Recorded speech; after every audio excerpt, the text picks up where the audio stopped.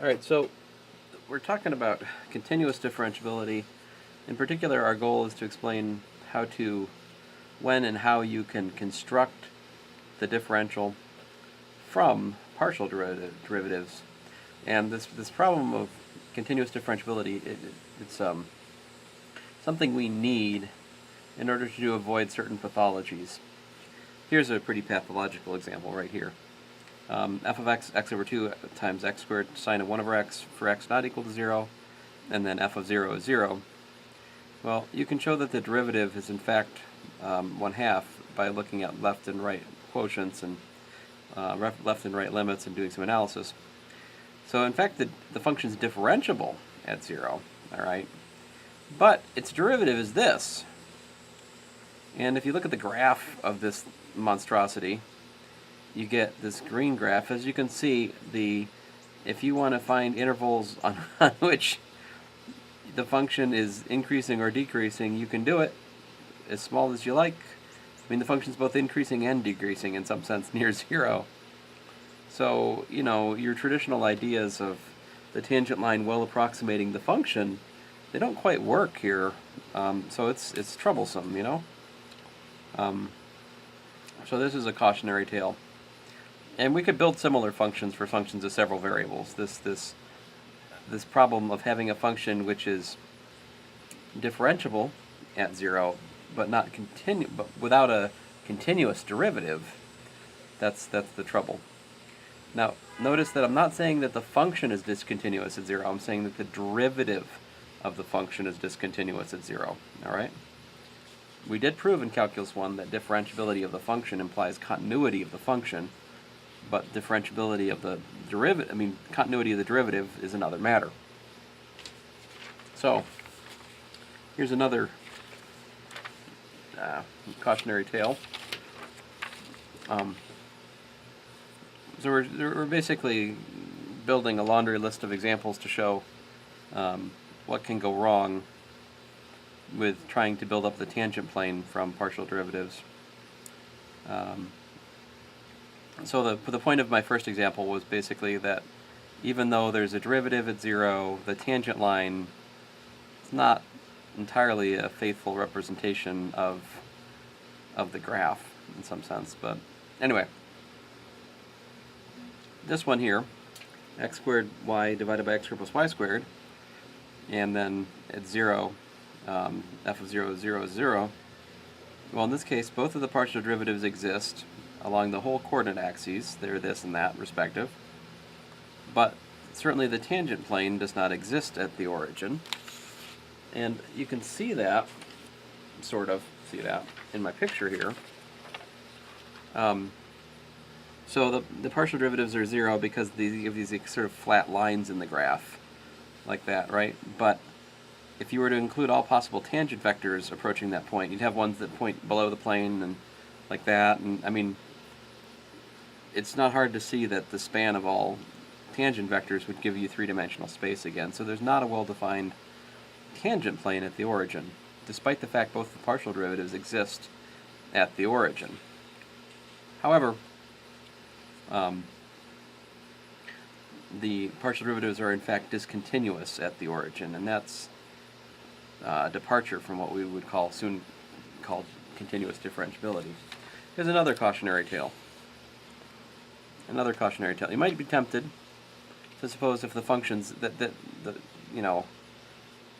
if you have a function which is continuous at a given point with all possible directional derivatives existing, then differentiability should follow. I mean, the example above is continuous at the point, but only, I don't know. I think this might have all directional derivatives. I'm not sure about whether or not the directional derivatives in non-coordinate directions exist or don't exist here. I don't know. I haven't investigated it. But here, recently anyway. But here, this function is one for which the function's continuous at 0. All of the directional derivatives exist and are 0 at 0. And yet, the function does not have a tangent plane at 0. It's not. And having a tangent plane is tantamount to differentiability. You start thinking about it. I guess I haven't made that clear yet, but Anyway, here's a graph of this thing. The red is the graph of the function, and there's this kind of this blue hair. That's this f of x comma x squared equals to x piece. So you got tangent vectors at the origin which follow the blue hair, and then the rest of the tangent vectors are going to lie tangent to the the red plane. And clearly, that's not going to give you a two-dimensional thing. The tangent space would be three-dimensional to this graph, which is troubling. Whatever we mean by tangent plane should be a plane for this kind of thing. So this is very troubling. All directional derivatives exist, and yet we have trouble. Now, again, the directional derivatives are not continuous near the origin for this if you study it. All right. And as I say, the graph z equals f of xy is not well approximated by the tangent plane at the origin, right? So it would seem that the trouble has to do with continuity of the partial derivatives, right? Failure of partial derivatives being continuous, or in my first example, failure of the derivative being continuous, causes our geometric intuition about what the derivative or partial derivative should represent being, I don't know, twisted, I'd say. So let's look what it means then. And I'll show you now that if we have continuity of the derivative itself, then we get some very nice things. So first of all, continuity of the derivative requires the assignment a goes to dfa as continuous. In other words, the limit as x goes to a, dfx is equal to dfa. Now this is a limit in operators.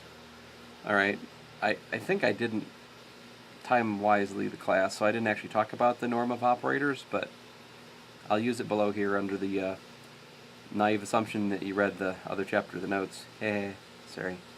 Anyway, so in order for us to prove this limit, we need to be able to, for each epsilon greater than 0, find a delta, such that when we're within delta units of the limit point, we can make the operator norm be within epsilon units.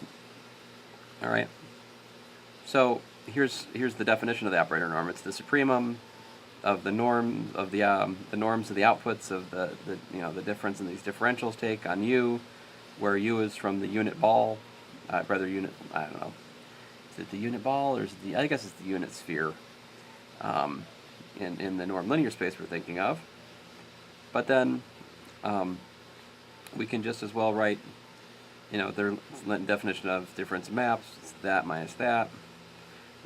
Assuming that the function is differentiable, I can rewrite the differentials in terms of partial derivatives, right? Then I can factor, let's see here, then I'm assuming that I'm working in a basis where the magnitude of the component is less than or equal to the magnitude of the total vector. With that assumption, I'm able to pull the UI out and get this estimate here. So, in other words, if I can make this as small as I like, I can make that as small as I like, but what do I need to make this as small as I like? Precisely that the limit as x goes to a of partial f partial xi of x is equal to partial f partial xi of a. In other words, if I have continuity of the partial derivatives, I get continuity of the differential, the pointwise application of the differential, all right? So, of course, this is not a class in functional analysis, so I try not to talk about operator norms too much. And indeed, for this very reason, typically in undergraduate courses, we define a mapping from Rn to Rm as continuously differentiable if the partial derivative mappings exist on some open set containing the point and are continuous at A. That's all I need. That's what continuously differentiable means, all right? And sometimes people would say F is an element of C1 Rn to Rm. So the upper, like C upper whatever, this is typically mapping for, typically notation for the whatever. So it's like C upper K of something would be the typical notation would be it's K times differentiable, and the K derivative map is also continuous. Of course, in that system of notation, there's no like standard notation for when a mapping is just differentiable, but not continuously differentiable. Differentiability does not imply continuous differentiability, as I've already shown you in the first example. All right, so what does that get? What does this get us? Continuous differentiability. It gets us this wonderful and this is probably the most substantial theorem I'll show you today. No, it is definitely the most complicated and interesting theorem I'll show you today. If f is continuously differentiable, I think the word I'm really looking for is technical. If f is from Rn to R is continuously differentiable at A, then f is differentiable at A. So this, again, says I'm assuming partial derivatives are continuous. Over here, we're saying that the Frechet quotient is met by a differential, all right? So the proof goes like this. And this proof I found in Edwards, but I think you can find it in lots of places. Consider a plus h sufficiently close to a such that all the partial derivatives of f exist. That's given to us by continuous differentiability at a. And what we're going to think about is we're going to think about going from a to h by transversing a hyperparallelepiped traveling n particular paths. Here, I'll draw a picture of this. I think I can hazard the three-dimensional picture. So here's a plus h1e1. Over here is a plus h1e1 plus h2e2, and then up here is a plus h, where h is equal to h1e1 plus h2e2 plus h3e3. So in other words, we're taking this step, and then that step, and then that third step. That's, I will not have, fine. I'm going to regret doing this, but this is, part of some, oh, see, I already made the wrong height. Oh well. I could try to draw a box in which these fit or something, but the point is, go in the x, then the y, then the z, or in the x1, then the x2, then the, one coordinate direction at a time. So we'll call the starting point P0, the first point P1, the third point, well, I guess it's the second point, that's the 0th point, the 0th point P2, and so forth. When we get to the nth point, we've gone to a plus h. All right, that's the setup. Now, he says we're denoting Pj as a plus bj, where bj ranges from b0 to bn, and bn is equal to h. All right, b sub j is the sum I equals 1 to j of hi ei. So, first thing to notice is the difference between pj and pj plus 1. Pj minus 1 is given by, so we got, a's can't, we subtract the a's, right? And we just have, the jth one. So for example here, if I took, this would be p, what would that one be? That one would be, I guess technically that's, sorry, I'm a victim of my own notation here. So this would be p0, this is p1, this guy's p2, this guy's p3, right?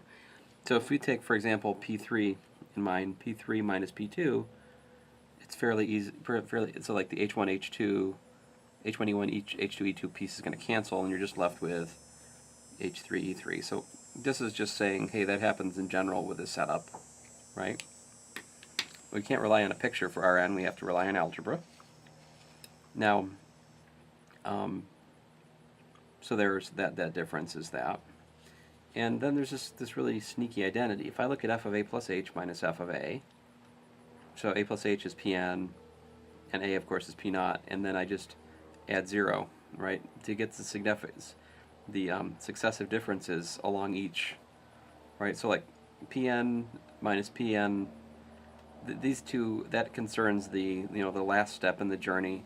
This concerns the first step in the journey. And there's these n total steps, right? So now here's the part which is a little bit,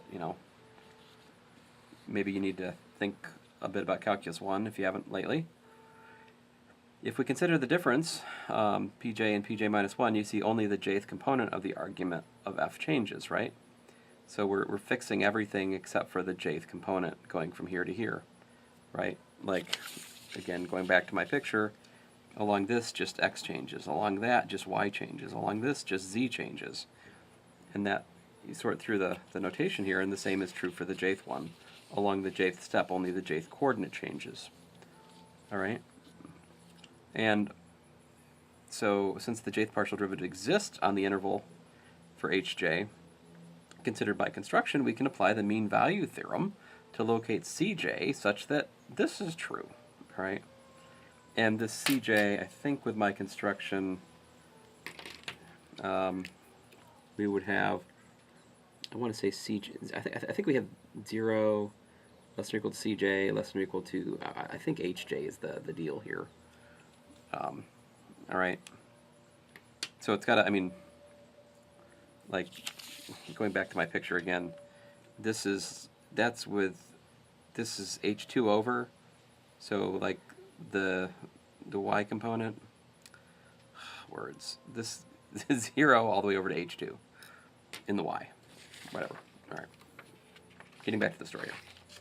So the mean value theorem gives us the existence of this Cj somewhere between 0 and Hj, such that the partial derivative evaluated right there gives me back this change, right?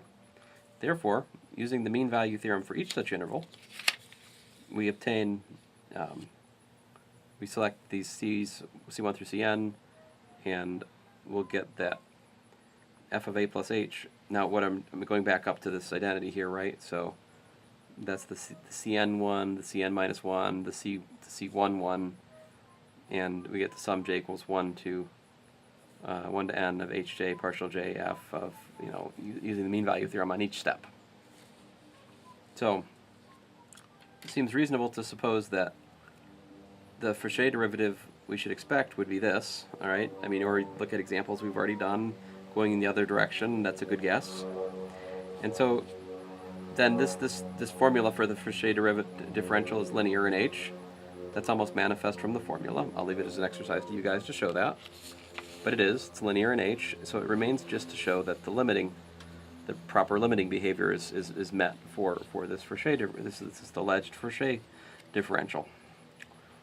All right, so f of a plus h minus L of h is this minus that, but we can combine these two sums. We get hj factored out, we get the partial derivative in the jth coordinate of f at pj minus 1 plus cj ej minus the jth partial derivative at a, like that, right?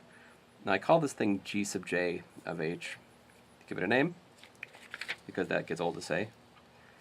And you might notice that as h goes to 0, pj plus cj ej goes to a, because the cj will go to 0 as h goes to 0. See this? As h goes to 0, h sub j goes to 0. All right, because h sub j is just the jth step in h. It's the length.